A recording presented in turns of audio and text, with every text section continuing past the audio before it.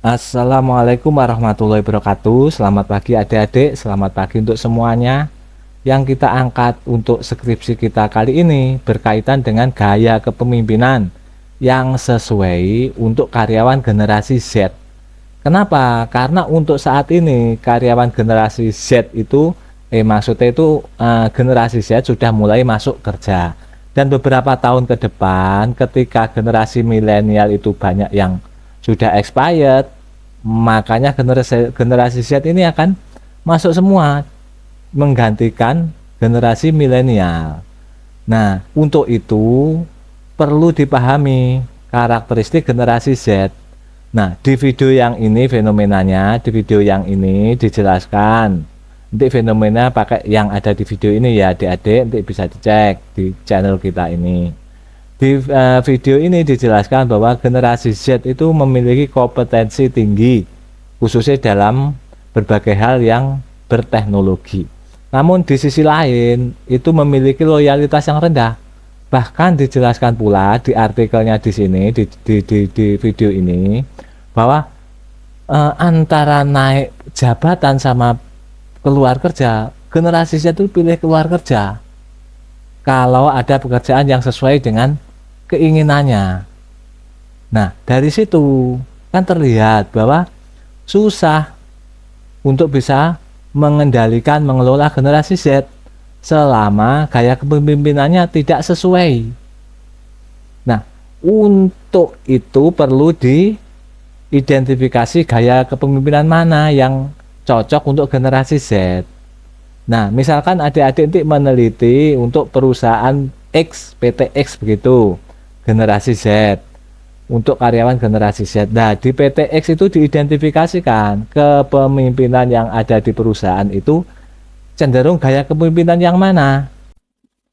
Jurnal Muntat Siroh dan Hendriani tahun 2024 ini menjelaskan mengenai tipe-tipe gaya kepemimpinan di organisasi. Tapi inti jangan dimasukkan di latar belakang, tapi dimasukkan di landasan teori bab 2. Tapi ini disinggung, artinya disinggung itu setelah kita baca ciri-cirinya dan masing-masing tipe gaya kepemimpinan itu ternyata gaya kepemimpinan di perusahaan yang kita teliti termasuk gaya kepemimpinan yang mana. Jadi cenderung masuk gaya kepemimpinan yang mana.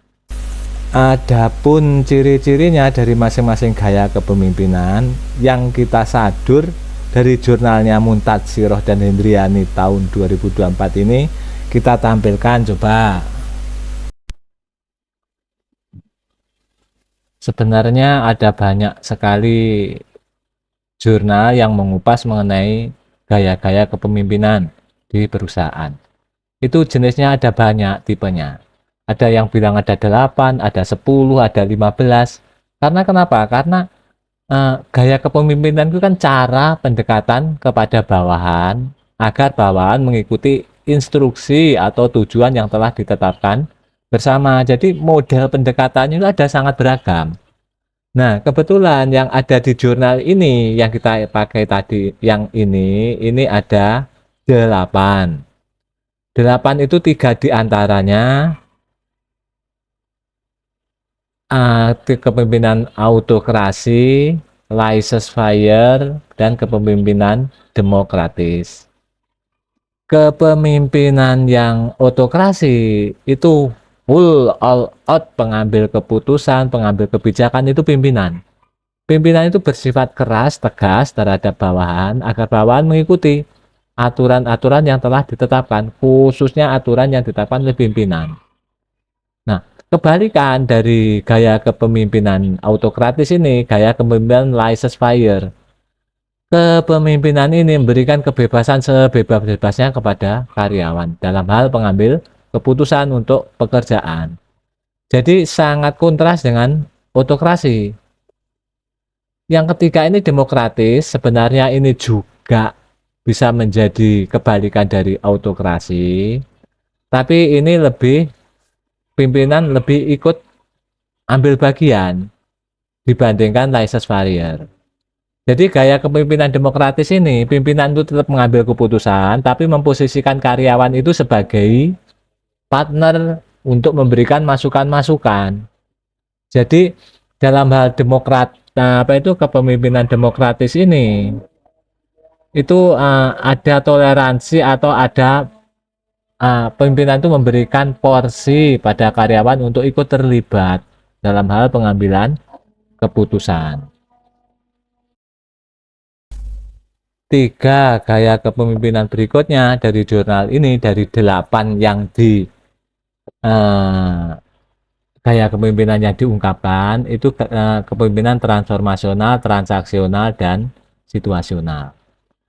Ini ciri-cirinya sesuai sama teori ya. Gaya kepemimpinan transformasional ini ada 4 ciri. Ini sesuai sama di jurnal itu. Kita tampilkan di tabel ini. Tapi pada intinya transformasional itu pimpinan itu lebih menanam lebih memotivasi karyawan itu agar bisa karyawannya itu tampil optimal. Jadi pimpinan itu lebih mengutamakan karyawan itu untuk dikembangkan. Jadi semua keputusannya, pendekatannya pada karyawan itu diarahkan agar karyawan itu bisa berkembang ketika ditempatkan di masing-masing posisinya, sehingga nantinya kinerjanya itu meningkat. Berikutnya gaya kepemimpinan transaksional. Gaya kepemimpinan transaksional itu ngambil istilah take and give. Maksudnya itu karyawan bisa mendapatkan reward atau punishment tergantung pada kinerjanya. Jadi karyawan ketika bekerja baik akan mendapatkan reward, dan ketika melakukan kesalahan akan mendapatkan punishment. Hanya saja bentuknya kan bisa berbeda. Katakanlah sistem reward itu bisa dalam bentuk finansial atau apresiasi. Punishment itu juga demikian. Bisa dalam bentuk denda atau mungkin dalam bentuk teguran, peringatan, atau hal lainnya. Yang kedua, menurut jurnal ini, ciri dari transaksional adalah imbalan kontingensi, artinya itu benar atau salah. Artinya itu semua kinerja karyawan itu difokuskan untuk dinilai benar atau salahnya. Yang ketiga, manajemen eksepsi pasif. Yang keempat, manajemen eksepsi yang ketiga aktif. Yang keempat, manajemen eksepsi pasif. Artinya manajemen eksepsi aktif itu pimpinannya itu aktif dalam mengawasi kinerja karyawan untuk bisa mendapatkan penyimpangan-penyimpangan yang terjadi yang dilakukan oleh karyawan. Sedangkan manajemen eksepsi pasif itu pimpinan itu lebih pasif dan hanya akan mengambil keputusan ketika masalah sudah serius. Ya. 4 diantaranya ini menjadi ciri-ciri kepemimpinan transaksional. Yang ketiga ini gaya kepemimpinan situasional. Menurut jurnal ini kita tampilkan ini setidaknya ada 4. Nanti bisa dibaca sendiri ya adik-adik, ini ciri-cirinya. Pada intinya situasional itu secara fakta itu pimpinan itu cenderung mampu untuk membaca situasi yang dihadapi dalam mengambil keputusan, baik ke situasi kondisi karyawan maupun pada lingkungan eksternalnya. Misal, dalam kepemimpinan situasional ini, pimpinan itu bisa memberikan pekerjaan atau tanggung jawab yang bisa berbeda-beda untuk masing-masing karyawan, tergantung kapabilitas atau kemampuan masing-masing karyawan. Jadi dalam hal pendekatan yang sifatnya situasional ini keputusan bisa bersifat fleksibel untuk masing-masing karyawan. Karena dalam pengambilan keputusan tersebut, pimpinan mempertimbangkan faktor situasi yang dihadapinya. 2 gaya kepemimpinan yang terakhir dari 8 dalam jurnal ini gaya kepemimpinan karismatik dan gaya kepemimpinan delegatif. Karismatik itu setidaknya ada 3 ciri dalam jurnal ini kita tampilkan di sini. Tapi pada intinya gaya kepemimpinan karismatik ini secara fakta itu pimpinan itu cenderung menjaga image, menjaga penampilan agar terlihat berwibawa di hadapan anak buahnya. Jadi sebenarnya gaya kepemimpinan karismatik itu sebenarnya yang paling berhak menilai berkarisma atau enggak itu anak buah.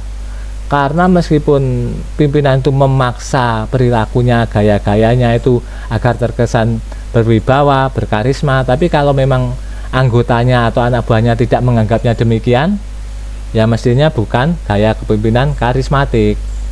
Jadi gaya kepemimpinan karismatik itu anak buah itu menganggap pimpinan itu menjadi figur, apapun yang diperintahkan tanpa berpikir rasional pun akan dilakukan, karena menganggap pimpinan itu semuanya benar. Kalau memang karyawan itu menganggap pimpinannya itu berkarisma. Nah, gaya kepemimpinan berikutnya adalah gaya kepemimpinan delegatif. Artinya itu pimpinan itu memberikan delegasi semua keputusan dalam pekerjaan itu kepada karyawan. Jadi pimpinan itu lebih pasif dan hanya menunggu laporan dari karyawan-karyawan di bawahnya untuk mengambil keputusan akhir ataupun keputusan-keputusan yang mungkin tidak bisa diputuskan oleh anak buahnya. Itu gaya kepemimpinan delegatif. Nah, berdasarkan ciri yang sudah kita dapat, kita identifikasi gaya kepemimpinan di perusahaan yang diteliti itu cenderung menggunakan gaya kepemimpinan yang mana, begitu. Perlu diingat satu hal, bahwa untuk gaya kepemimpinan di perusahaan dalam jangka panjang, misalkan lebih dari 1 tahun, 2 tahun, itu tidak mungkin pure satu gaya kepemimpinan, itu tidak mungkin. Misal, gaya kepemimpinan di perusahaan itu autokratis. Suatu saat sangat mungkin pimpinan itu meminta masukan untuk dari karyawan, memotivasi karyawan, juga perhatian terhadap situasi yang dihadapi karyawan. Jadi tidak mungkin dalam jangka panjang itu satu gaya kepemimpinan saja yang diterapkan. Itu pasti menyentuh aspek-aspek gaya kepemimpinan yang lain. Makanya yang kita katakan itu pimpinan cenderung menggunakan gaya kepemimpinan yang mana, begitu. Nah, kita sampai ke jurnal rujukan. Ogunsola dan kawan-kawan tahun 2024 meneliti mengenai pengaruh gaya kepemimpinan terhadap kinerja karyawan generasi Z. Dan di perusahaan yang ditelitinya ini teridentifikasi 3 gaya kepemimpinan yang digunakan di perusahaan tersebut, yaitu transformasional, transaksional, laissez-faire. Dan hasilnya kayak hasil kerangka ini. Dan untuk kejelasannya bisa disajikan dari output text ini. Berdasarkan output teks mengenai pengaruh gaya kepemimpinan terhadap Gen Z performance, di jurnal ini diidentifikasikan ada 3 gaya kepemimpinan yang diteliti: transformasional, transaksional, dan laissez-faire. Hasil uji tes dengan menggunakan program AMOS ini, kita lihat langsung dari nilai P-nya. Ternyata untuk yang transformasional dengan P value di bawah 0,05 tanda bintang 3 ini artinya di bawah 0,05. Demikian juga dengan laissez-faire juga di bawah 0,05. Artinya transformasional dan laissez-faire kedua-duanya ini berpengaruh terhadap kinerja karyawan. Pengaruhnya itu positif. Artinya karena nilai estimate-nya ini positif. Nilai estimate-nya positif. Tapi untuk yang gaya kepemimpinan pendekatan transaksional ini ternyata P value di atas 0,05, artinya tidak berpengaruh. Dalam penelitian ini diidentifikasi bahwa 2 gaya pendekatan gaya kepemimpinan di perusahaan yang diteliti ini ternyata transformasional dan laissez-faire yang berpengaruh. Nah, kalau diidentifikasikan dari nilai estimate, gaya kepemimpinan transformasional dengan nilai estimate lebih tinggi, artinya kepemimpinan transformasional itu lebih mampu mempengaruhi Gen Z performance dibandingkan laissez-faire, meskipun kedua-duanya memiliki pengaruh. Demikian ya adik-adik, rangkumannya begini. Di alinea awal kita ungkap bahwa generasi Z yang mulai masuk ke dunia kerja itu sangat penting untuk dikelola. Karena kenapa? Karena tipikal dari generasi Z itu cenderung dia itu berpindah-pindah pekerjaan, sehingga sangat merugikan perusahaan. Karena perusahaan nanti hanya sibuk merekrut, melatih generasi Z keluar lagi, dan seterusnya begitu. Makanya itu perlu diidentifikasikan gaya kepemimpinan yang sesuai untuk generasi Z. Berdasarkan penelitiannya Muntatsiroh dan Hendriani tahun 2024 tadi, kita identifikasi berdasarkan indikasi-indikasi di perusahaan yang kita teliti. Ternyata di perusahaan ini cenderung menggunakan gaya kepemimpinan yang mana begitu. Setelah itu kita tahu, kita jelaskan jurnal rujukannya menurut Ogunsula tadi, bahwa ternyata gaya kepemimpinan untuk generasi Z yang sesuai itu misalkan gaya kepemimpinan transformasional dan laissez-faire, sedangkan untuk transaksional tidak terbukti mempengaruhi kinerja karyawan generasi Z. Nah, dari situ terus diidentifikasi apa itu gambaran-gambaran mengenai karyawan generasi Z di perusahaan itu. Sehingga nanti mengerucut pada rumusan masalahnya yang mengidentifikasikan apakah gaya kepemimpinan, apakah kecenderungan gaya kepemimpinan yang diterapkan di perusahaan X itu mampu mempengaruhi kinerja karyawan generasi Z. Demikian ya adik-adik, terima kasih untuk perhatiannya, semoga bermanfaat. Salam damai dan sejahtera, tetap semangat, dan wassalamualaikum warahmatullahi wabarakatuh.